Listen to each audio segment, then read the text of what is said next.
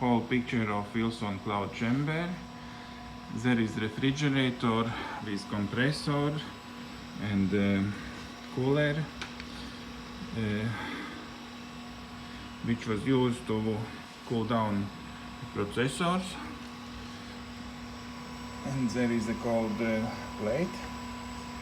This cold plate extends to large aluminum plate, 25 times 15 centimeters, and it is encased in rubber plastic, which is slightly soluble in ethanol. On the top we have aluminum foil covered with protective tape for high voltage. Here we have sponges. Here is high voltage and high voltage voltage multiplier. Without high voltage